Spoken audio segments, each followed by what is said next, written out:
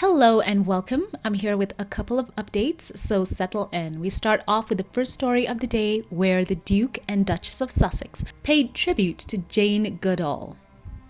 So we have it here from people.com that said Meghan and Harry recall Jane Goodall holding their son Archie in a touching tribute.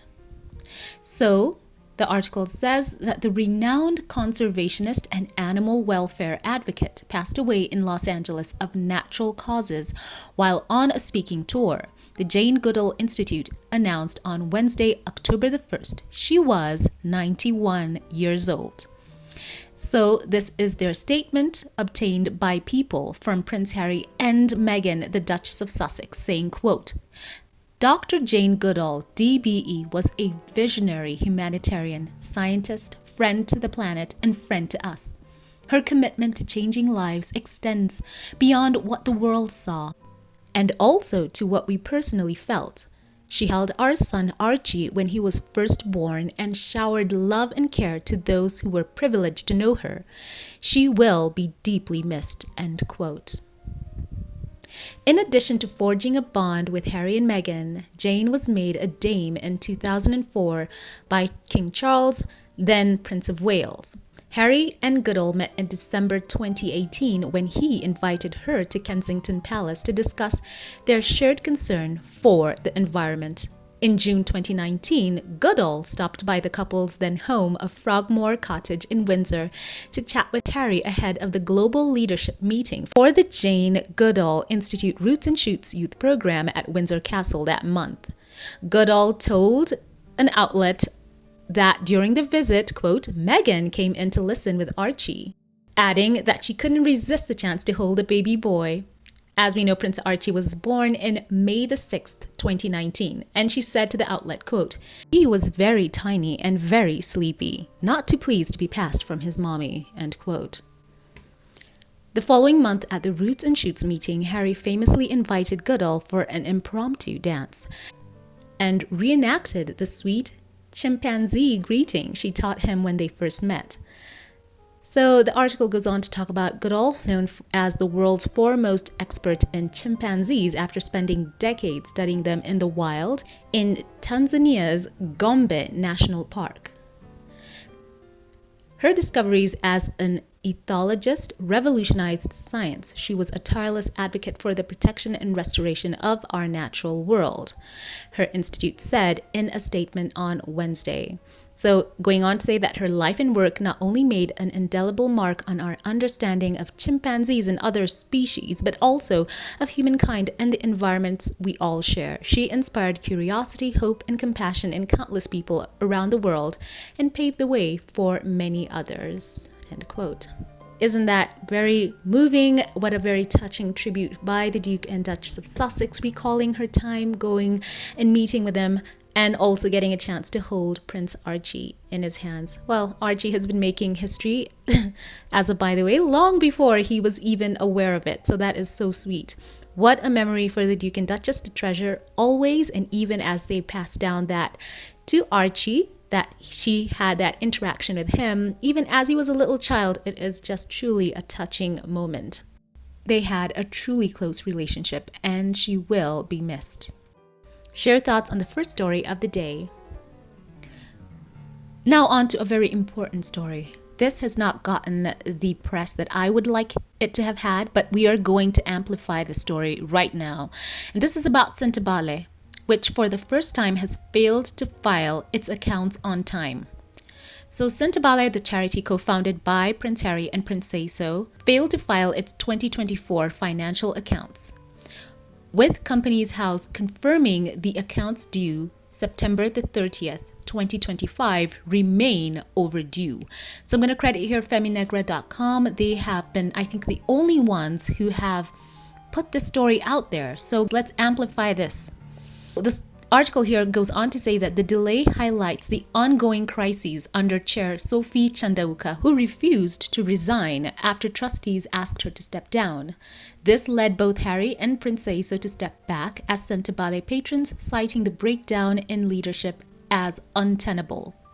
Sophie's failure to stabilize the organization has overshadowed the original vision of hope for vulnerable youth in Lesotho and placed the charity's reputation and finances in jeopardy, the article says. The filing gap is not a small matter of paperwork. Under UK charity law, failure to submit accounts on time carries escalating consequences. Companies House imposes civil fines on charities that are also registered companies. More seriously, repeated delays give the Charity Commission grounds to open a statutory inquiry into potential mismanagement or misconduct. Late filings also appear on the public record, eroding confidence among donors and partners. Now, how ironic is that? And I'll circle back to that point. So the article continues on to say, if the charity continues to miss deadlines, the consequences could intensify. The Commission can take regulatory action, including removing a charity from the register altogether. Authorities consider failure to file annual reports a criminal offense at its most serious. For a high-profile organization like Sentebale, founded to support vulnerable children in Lesotho and Botswana, the reputational damage is already significant. The overdue accounts add to a pattern of instability. Earlier this year, reports revealed funding shortfalls and staff cuts. Chair Sophie has faced criticism for her leadership, with speculation that her tenure coincided with waning donor confidence. For an organization once held up as a symbol of royal-backed philanthropy, the missed deadlines underscores questions about its governance and transparency. As of today, neither Companies House nor the Charity Commission lists the 2024 accounts as filed. With scrutiny mounting, Sentebale risks fines, investigations, and further erosion of public trust if it does not meet its legal obligations swiftly. I'm going to circle back to that point, as they pointed out, that now that they have not filed those accounts or reports on time, that will continue to erode confidence among donors and partners. And that is something that Sophie herself, when she was in the press accusing Harry and Meghan for whatever reason, was accusing them of what they had done to her and on. She had said that they, Harry and Meghan, were the ones who were making people not give. Here's a quick rebuttal. There was another report about Harry's Invictus Games and how their financial signature continues to grow. Just get this, from skynews.com, they said that Prince Harry released hard financial figures for this year's Invictus Games for the first time, including major grants from the Canadian government to stage the event. The organization announced in a statement via Instagram, quote, "A lasting legacy, a substantial economic impact, and hundreds of lives saved. The Invictus Games Vancouver Whistler 2025 officially closes and the final report has been released." The post listed several hard figures designed to reflect the sustained financial health of Invictus, which arguably remains Prince Harry's most successful initiative. Among the stats, the 2025 Invictus Games included a $5.5 million legacy fund for the continued rehabilitation of wounded serving members and veterans in Canada. Look at that. They have a full report that is available via Invictus Games website. And on top of that, they have 3 generous government grants.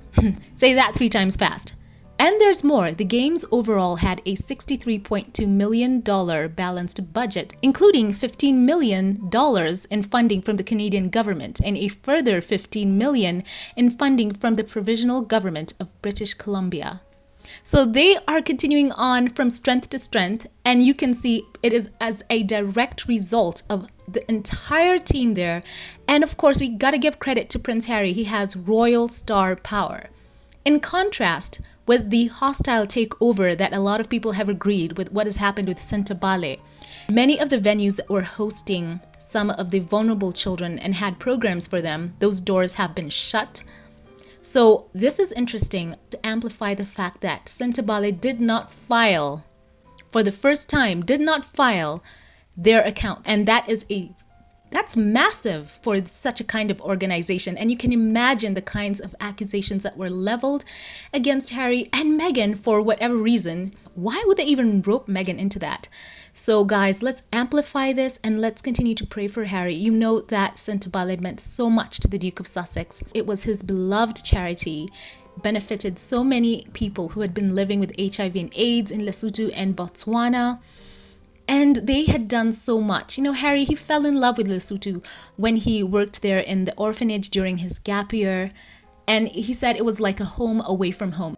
So for Harry, this is more than just a charity. This truly was where his passion was. And so we are going to pray for the Sussexes. And this is vindication for the Duke of Sussex. Just seeing what has been happening with this annual report not being filed, and with what Harry had said, as well as the trustees, they were not happy with how finances were being handled. Vindication for the Duke of Sussex for sure. So share your thoughts on this in the comment section. Kindly amplify the fact that those accounts were not shared. If you have social media, repost, share this video, share the Feminegra article. I will link it in the pinned comment. Let's share. Let's keep the story in the spotlight and share your thoughts on this in the comment section below. Now we have another story here, the Duke of Sussex's legal action. Lawyers representing Prince Harry and other high-profile figures bringing privacy lawsuits against the publisher of the Daily Mail tabloid said on Wednesday that new evidence showed his brother Prince William and Kate were also targets. Harry and 6 others, including Elton John, are suing Associated Newspapers, ANL, at London's High Court over alleged serious privacy breaches dating back 30 years. ANL, which also publishes the Mail on Sunday and Mail Online, denied any wrongdoing and says their lurid claims are preposterous. That's according to them. So a trial is due to take place early next year, but on Wednesday, lawyers for both sides argued over what allegations should be included. In court filings, the claimant's legal team made allegations for the first time that the Mail was involved in targeting Harry's older brother, Prince William, and his wife, Kate. They said information provided last week suggests details about William's 21st birthday party in 2003 were obtained by blagging, that is, obtaining confidential details about him by deception. Going on to say that Kate was also allegedly targeted by a private investigator on behalf of a male journalist, the lawyers said.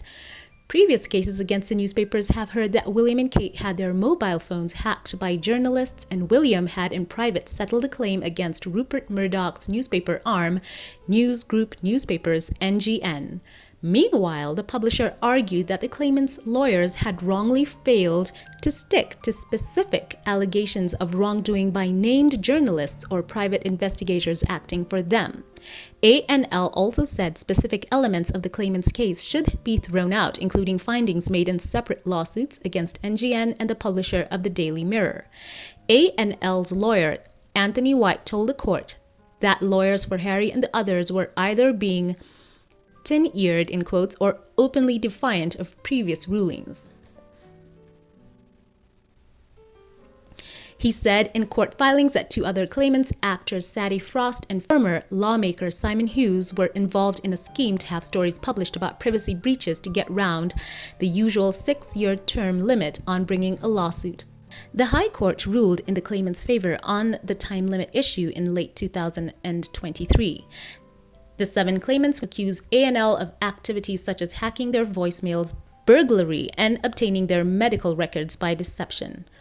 Frost, Furnish, and Hughes attended court for Wednesday's hearing. Harry was listening in remotely. The litigation is the first time ANL has been dragged into the phone hacking scandal, which began almost 20 years ago, leading to a public inquiry into the ethics of the press, several criminal trials, and an admission by some papers that they unlawfully targeted thousands of victims. Over the last 6 years, Harry the Duke of Sussex has been engaged in legal action against British tabloids, accusing senior editors of authorizing unlawful intrusions into people's public lives, destroying friendships and relationships. So we also know that Harry has twice sued ANL for libel, winning one case and withdrawing the other, while his wife Meghan has also won a privacy lawsuit against the publisher. He has also successfully sued Mirror Group newspapers, while Murdoch's News Group newspapers settled a claim ahead of a trial. So let's continue to pray for the Duke of Sussex, as this case is due to be heard, as they said, next year. And let's actually hope for justice. As you've seen, they've mentioned here that William, his brother as well, was targeted. So let's hope for the best. Continue to pray for the Sussexes and share your thoughts on this second story in the comments section below. As always, before we log off, allow me here to thank those of you who support this channel financially and shout out a couple of you here by name. A very special thank you to you. Sylvia Ward. Thank you for the unconditional support and for the consistent encouragement. You are such a blessing, going above and beyond and being a tremendous boost to this channel. Thank you for being you, and I'm so happy that you are a member here of this channel. I truly appreciate you for your willingness. God bless you and yours exceedingly abundantly above all you could ask or think. Thank you. A very special thank you now to you, Martha Jones. I want to say thank you for your positivity that you bring to this community, for the kindness and care, for showing support time and time again through PayPal. Your love has truly been positively brilliant, and your support means so much to me. I want to say thank you for everything that you have done for me and for this channel. Your constant support has truly been an encouragement. I send you a warm internet hug. I love you. God bless you, and thank you. Once again, thank you to all who support this channel financially, to those who like, comment, and share. I appreciate you all. If you liked this update, give it a thumbs up, click subscribe, follow on social media. Links will be in the cards and in the pinned comment. Thank you all for watching. Have a great day and keep it here for more, and I will catch you in the next one. Have a blessed one.